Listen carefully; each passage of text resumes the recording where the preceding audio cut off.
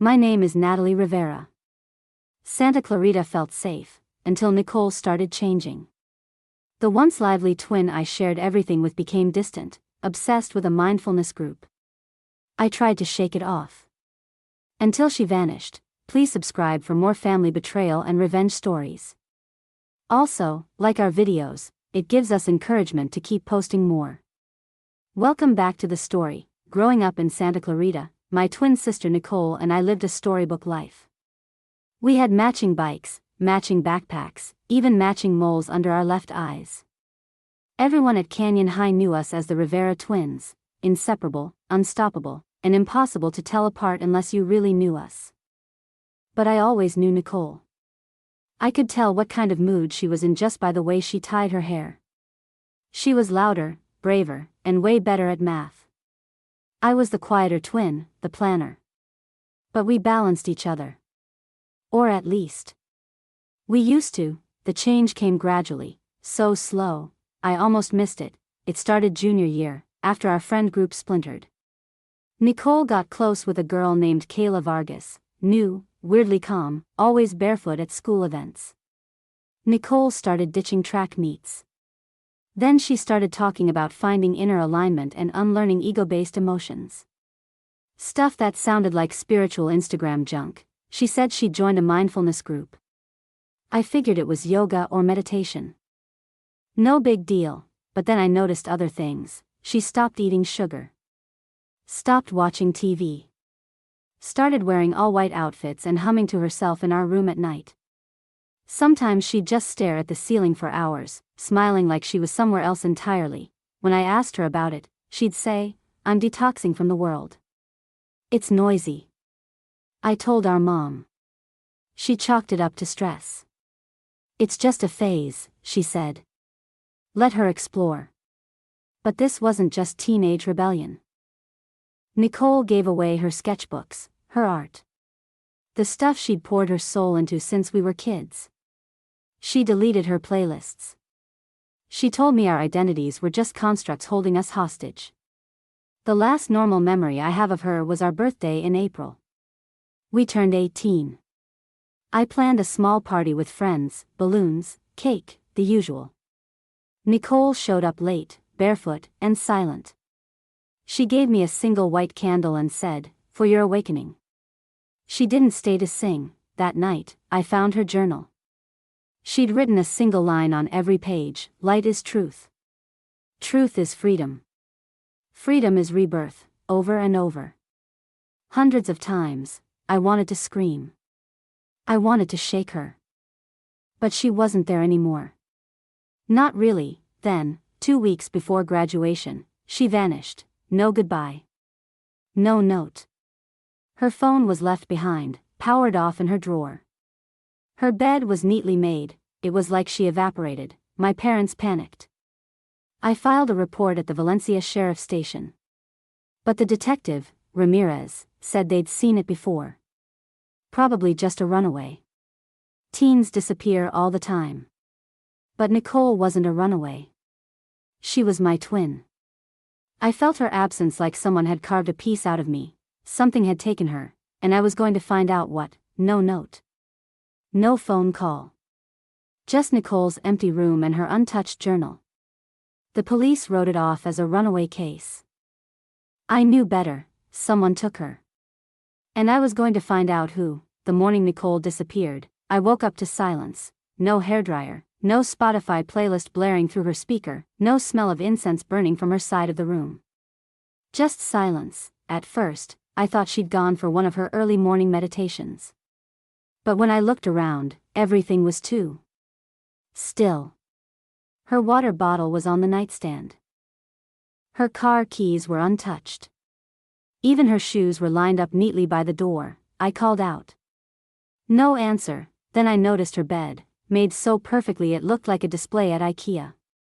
That's when my stomach twisted. Nicole never made her bed. Ever. I opened her closet. Half her clothes were gone. That was the moment I knew. I ran to my parents' room, heart pounding, trying to explain something I hadn't fully processed. My mom jumped out of bed in a panic.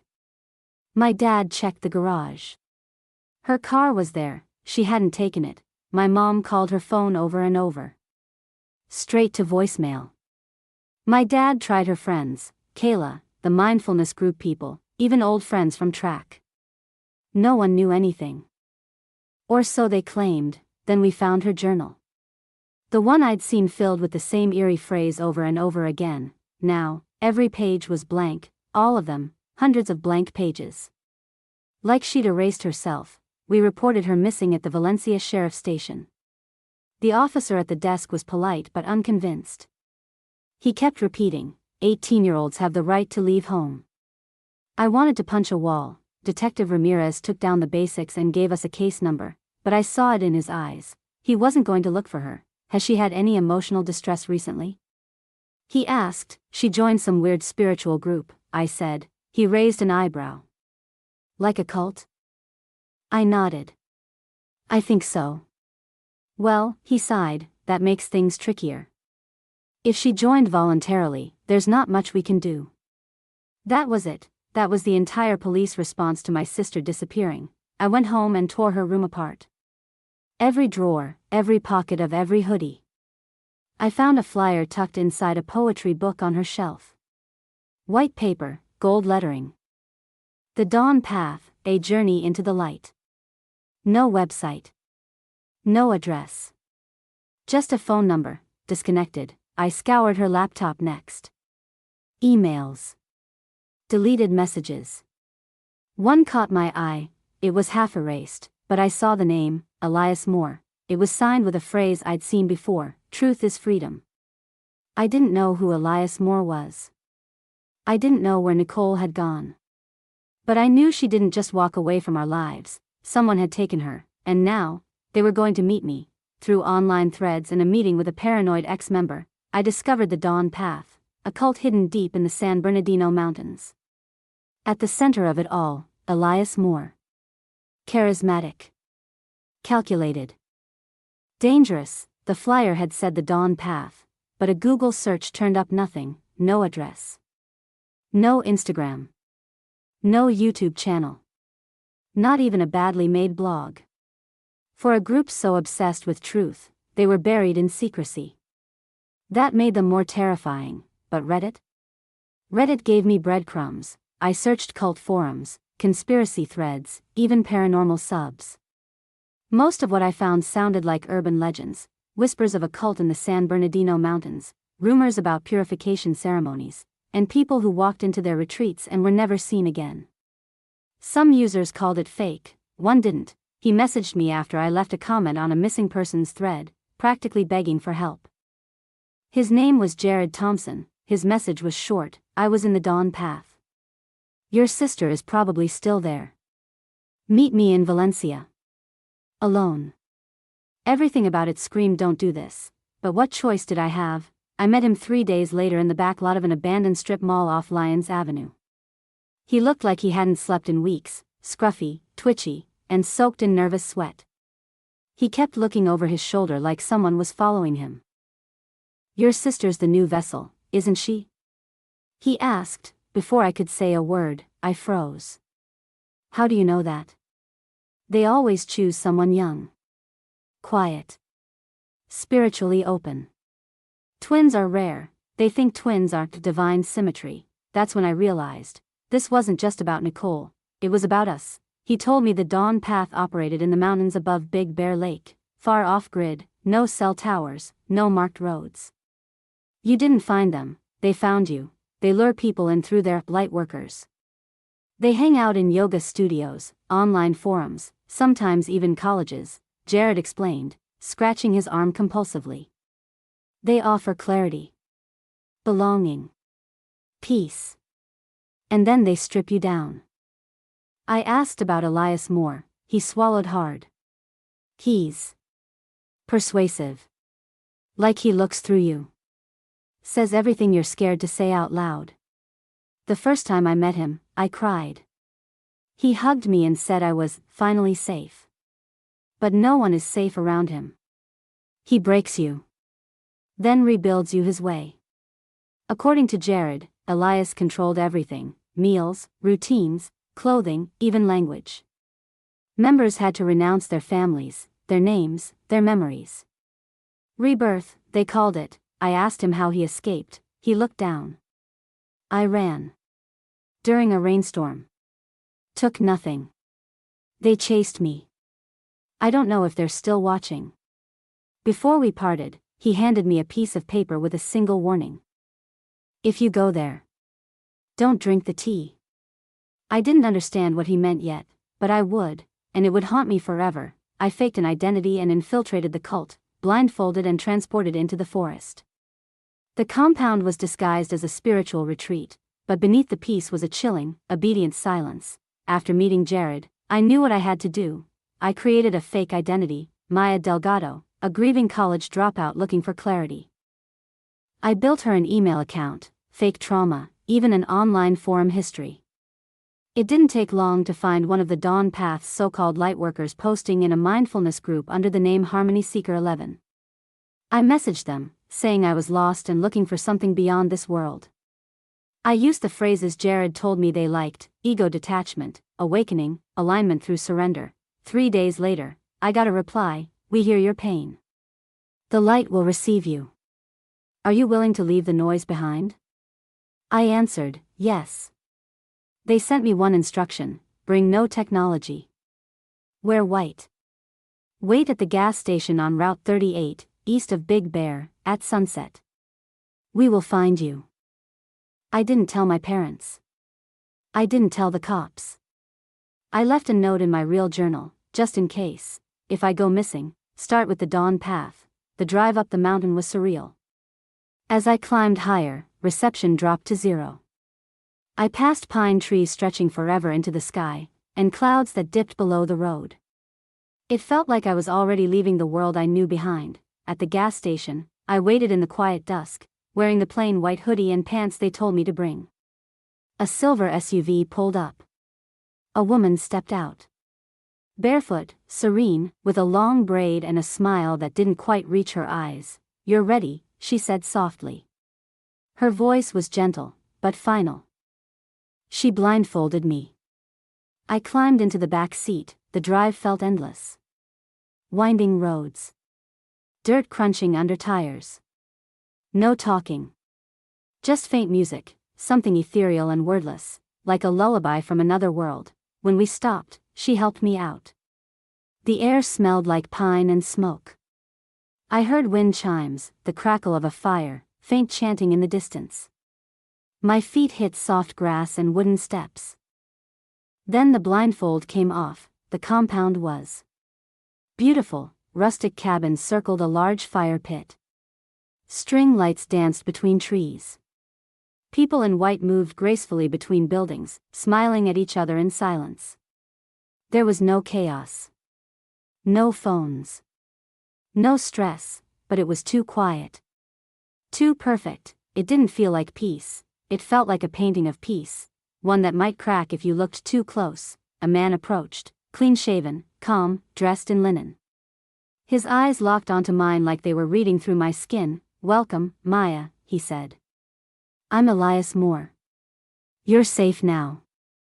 I smiled, but inside, I screamed, because I'd just walked into the lion's den, and the lion already knew my name. I saw her. Nicole, dressed in white, surrounded by followers, her eyes blank. They called her the vessel. She didn't even flinch when she looked at me.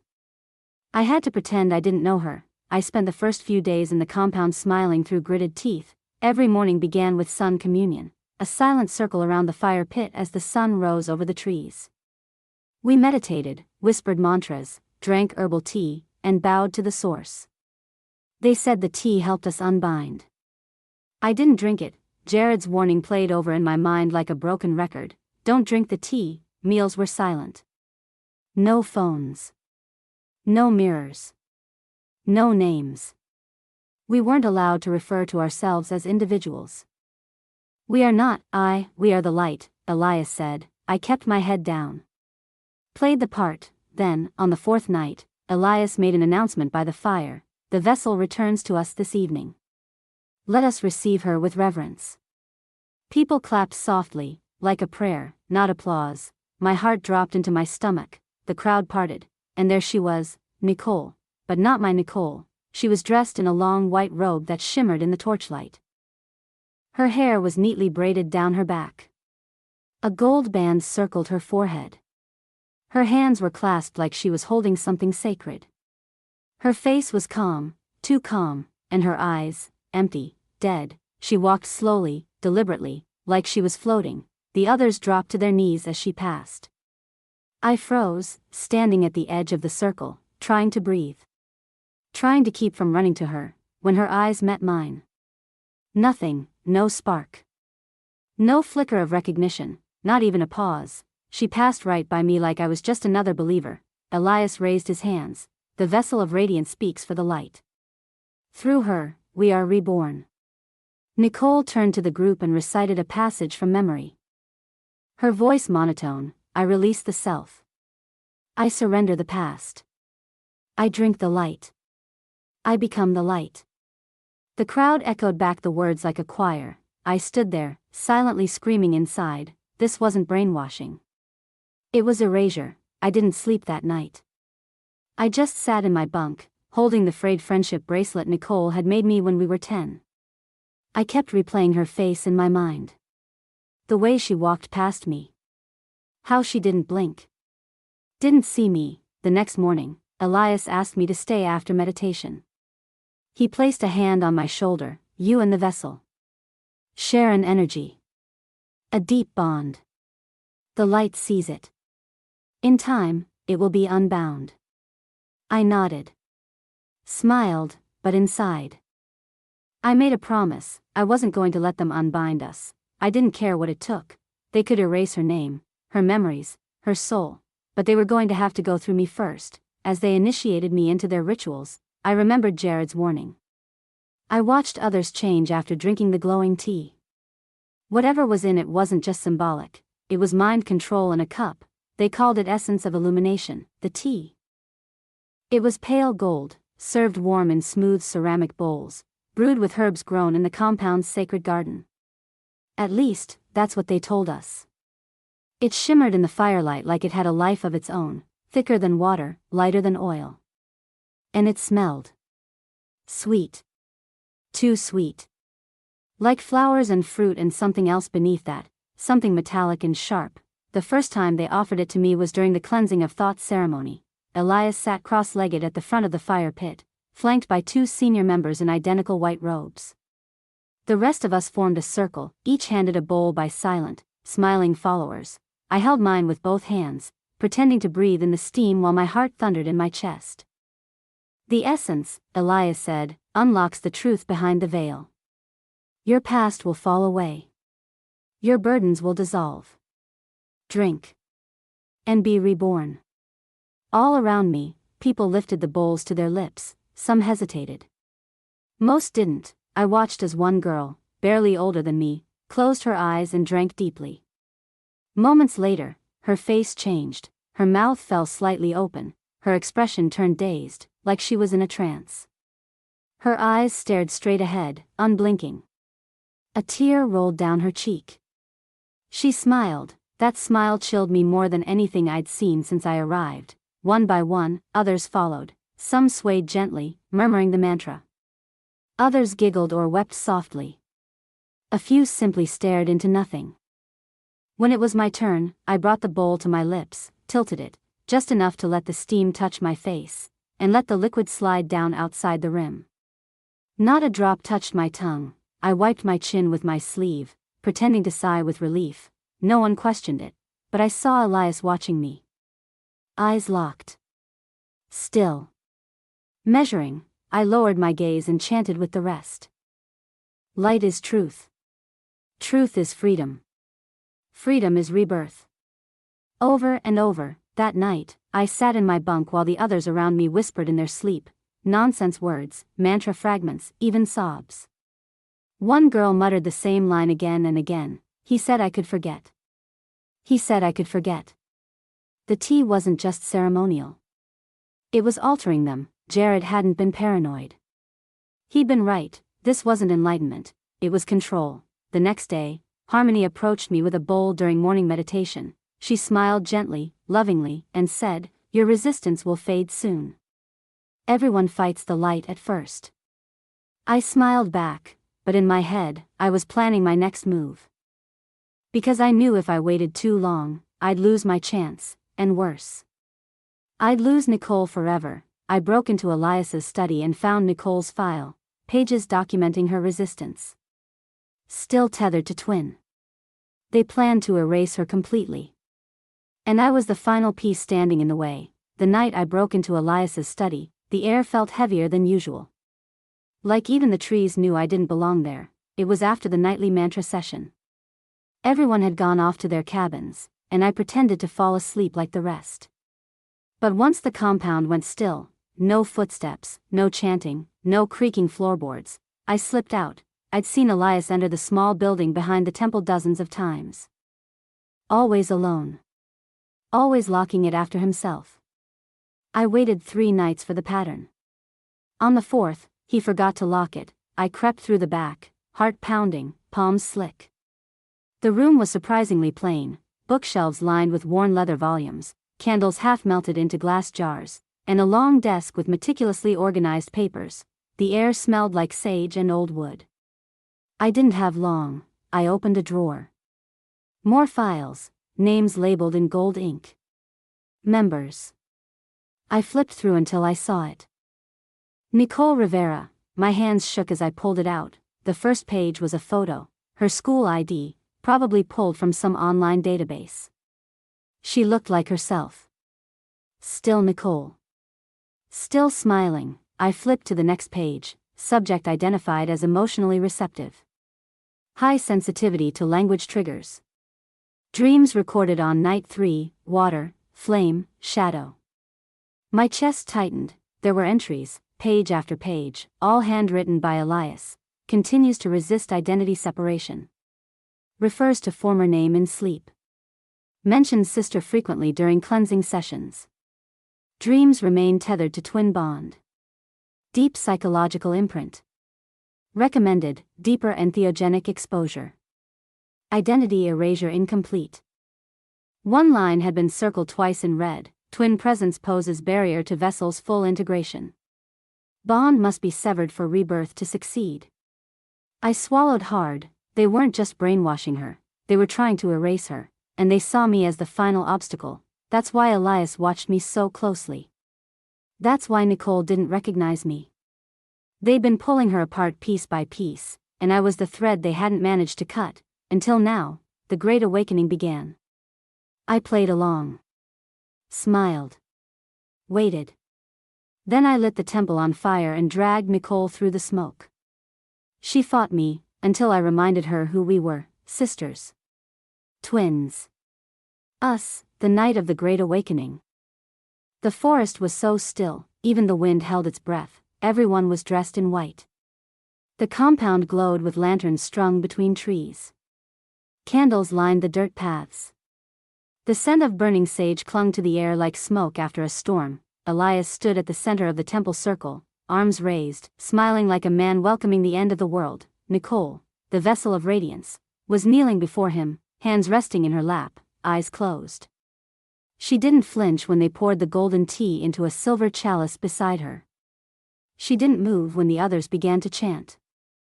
Her face was serene, untouched by fear. I stood at the edge of the circle, dressed like them, pretending to be one of them. But I wasn't there to witness her rebirth. I was there to steal her back. The ritual began slowly, chants growing louder, arms swaying in rhythm, incense thickening the air. Elias held the chalice up high. Tonight, we cut the final thread. Tonight, the vessel is unbound. I moved behind the back row, slipping away as quietly as I could. Earlier that day, I'd stolen 2 cans of gasoline from the maintenance shed and hid them under the wooden platform behind the temple. The floorboards were dry. Old. A fire wouldn't take long to catch. I poured the fuel quickly. My hands shaking, my mind screaming. But louder than fear was the thought of Nicole's eyes, blank, lost, gone. When I struck the match and dropped it onto the soaked wood, the flames leapt like they'd been waiting. Screams erupted before the heat reached the circle. The crowd scattered, robes flapping, candles falling. Elias spun around, eyes wide, not with fear, but fury.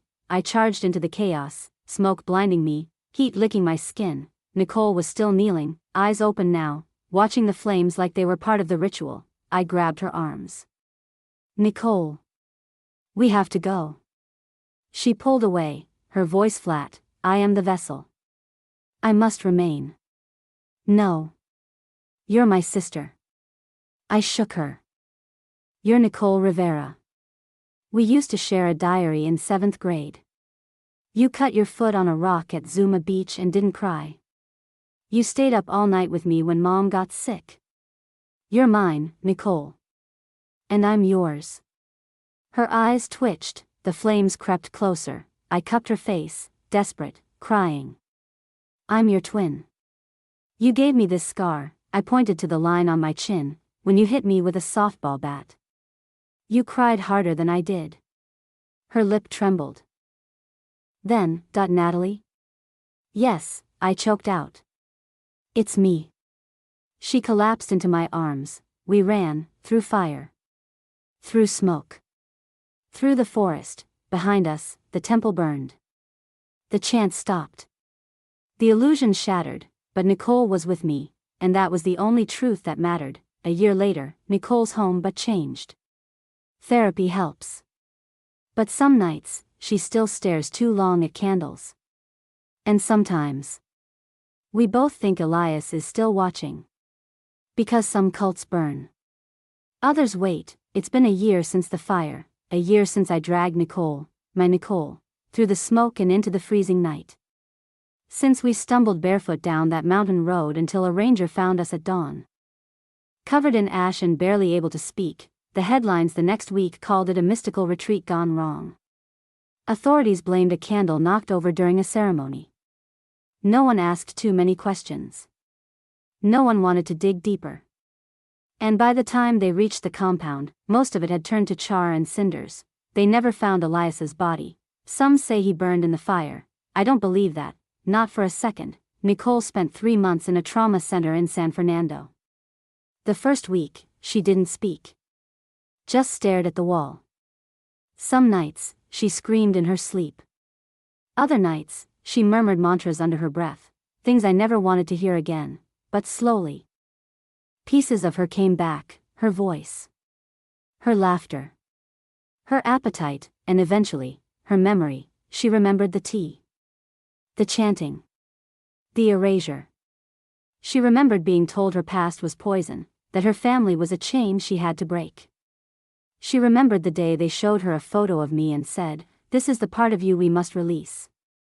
I think that broke her more than anything. Now, we live in a small apartment not far from our old home in Santa Clarita. She paints again, soft, dreamlike things with gold and white streaks. She says it helps her sort through the pieces. She's not the same. Neither am I. She flinches when she hears wind chimes. She won't go near herbal teas. And sometimes, when the power flickers or the room goes too quiet, I catch her staring too long at a candle. Like she's waiting for someone to whisper her name from the flame. We sleep with the lights on. I've changed too. I don't trust smiles that come too quickly, or people who talk about finding truth. I research every group she interacts with. I show up unannounced. I memorize license plates. I don't care if I seem crazy, because I know what's still out there. Sometimes, Nicole swears she sees him, Elias, in reflections. In crowds. Once, on a trail near our building. Every time, we report it. Every time, there's nothing, but I believe her, because some things. Some people. Don't just vanish in fire, they wait, they regroup, and when they return, they're smarter. Quieter. Hungrier, but this time, we'll be ready, because the light they tried to feed us, we burned it first, together.